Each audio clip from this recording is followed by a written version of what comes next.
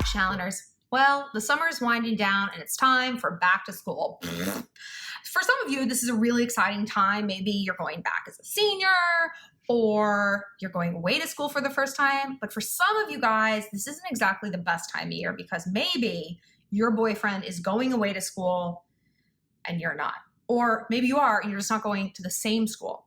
Why am I thinking about this? Well, if you, like me, spend your summer watching and rewatching The Kissing Booth on Netflix, this might be something that's on your mind. So, like I said, this is how I spent my summer. I didn't think I would like Kissing Booth, but you guys told me about it, and I was like, because you guys know on some level that I am like 18 inside, and I will be forever. So this was like super resonant with me because I thought, watching Elle and Noah deal with him going away to school was in some ways like I think the whole point of the movie, because it was such like this looming thing, this crisis that was coming, this speeding train.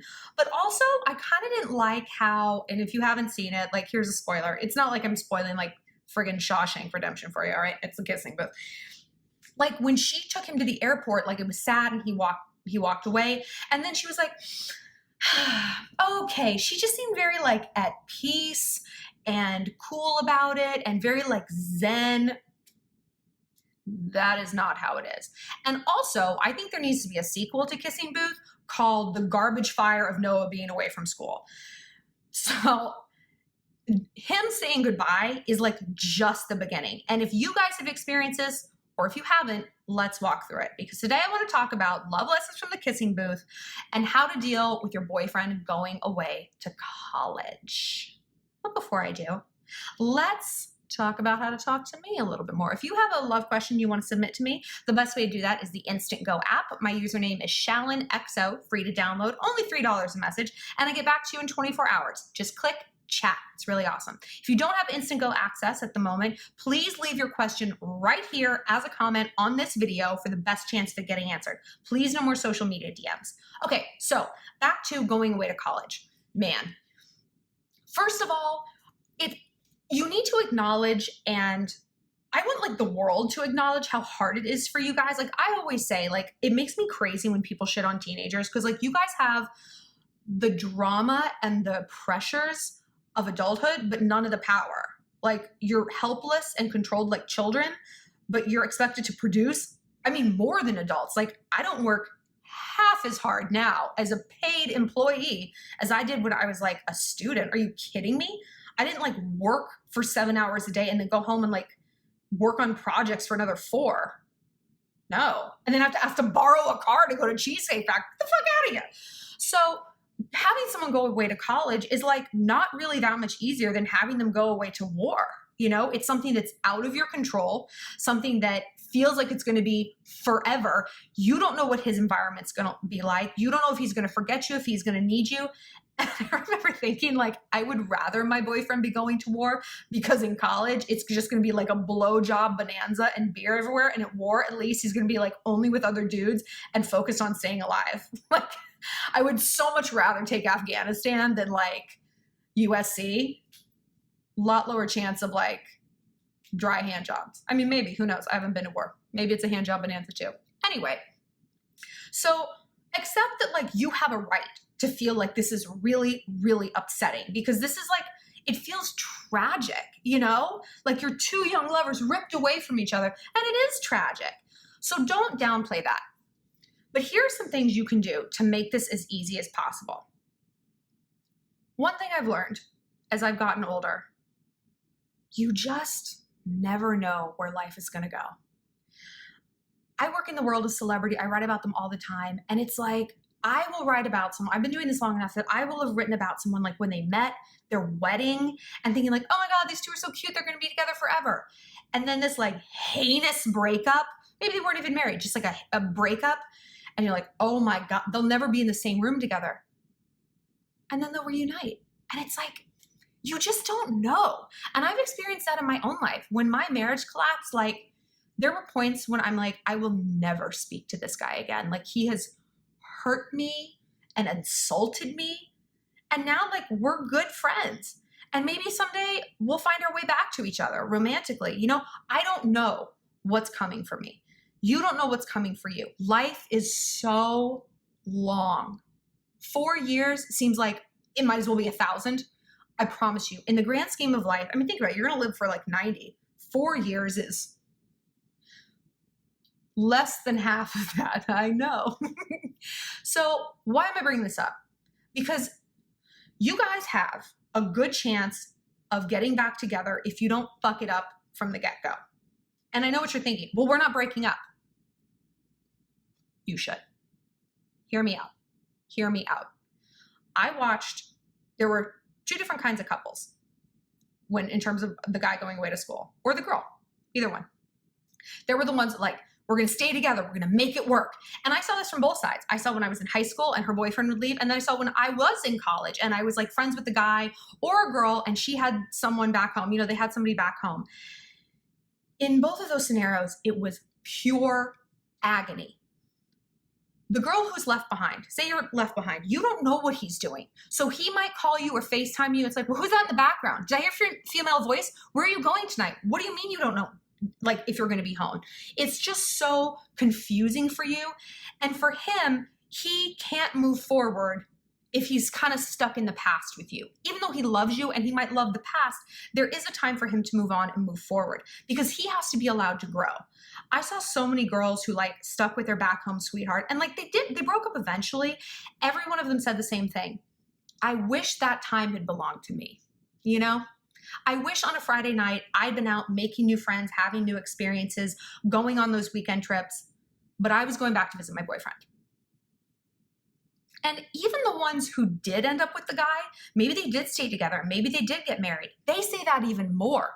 They're like, you know, I wish I'd just taken that year, maybe that freshman year, maybe those 2 years, maybe even all 4 years to get to know myself.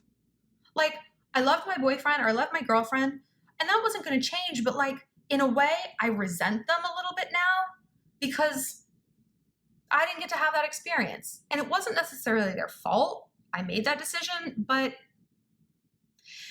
if both of them had been mature enough to be like, let's call time, let's separate for a while, let's maybe reunite at Christmas or next summer. Let's give it a year. A year goes by so fast, so fast. You guys, that is going to give you the best chance of making this work in the long term. Because on the other side of the coin, people who are like, we're staying together. Man, they were the most brutal breakups because they just shredded each other. There was so much jealousy and paranoia and resentment because someone was always traveling. Someone wasn't in the moment. Someone couldn't go out with their friends. Someone was constantly being accused of cheating. Who's that? Who's this? What are you doing? That's no way to live. And that's no kind of relationship to have. Sometimes holding on has to mean letting go a little bit. You know what I mean? Think about your relationship with your parents. You wouldn't like it if when you were trying to go away to school or just branch out as a high schooler or whatever, if your parents were like calling you all the time and wanted you to be home. And like, if you had really strict parents, think about how fun that would be to date. Not really. You know, we tend to like relive our experiences. You can break that cycle. So if you have a boyfriend that's going away to school, say, hey, I want you to have a good time. I want to have a good senior year. Or I want to have a good freshman year at UCLA while you're at USC. Well, farther schools than that, but you get what I'm saying. You go to Princeton, I'll go to Cal Poly. I respect you and I love you enough to know that we both need this time to grow. And I know what you're thinking. What if we grow apart from each other? You know, what if he goes in a completely different direction, I go a different direction, and then suddenly we don't love each other anymore. We don't have anything in common. That's okay. That's as scary as that is. As scary as that is, if that's the case, then that was going to happen eventually. And if it didn't, there was going to be so much resentment on both sides. Like, you held me back from my music career. I could have been a star or whatever it is. That is going to ultimately doom you guys too. And here's the thing. That doesn't happen as much as you think. Very rarely do people change like completely. Like, people go away to school and they have new experiences and they might change a lot for a while. People sort of come back to their median self. I am very much similar to what I was in high school and college. Like, the thing that's changed is like my level of confidence. That's gone dramatically up. Like, my tolerance for for bullshit has gone down, but that makes me a better girlfriend to someone, not a worse one. That makes me better able to relate to someone. I have more opinions. I have more things to share. I'm more adventurous. I'm more sexually into things. Like, that's only made me better. That's only enriched me. So stop telling yourself that growing and changing is a bad thing. It's not.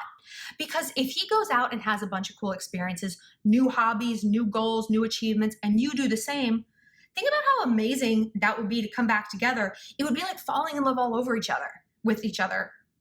Falling, you know what I mean? Just rediscovering and being like, wow, you have that same core, the thoughtfulness, the support, just that safe, warm, loving feeling, that the sense of humor that I've always loved about you. But now you're confident. You're so passionate about this like hobby that you picked up. You know what you want to be when you grow up, and you're not like so stressed about your future. This is awesome.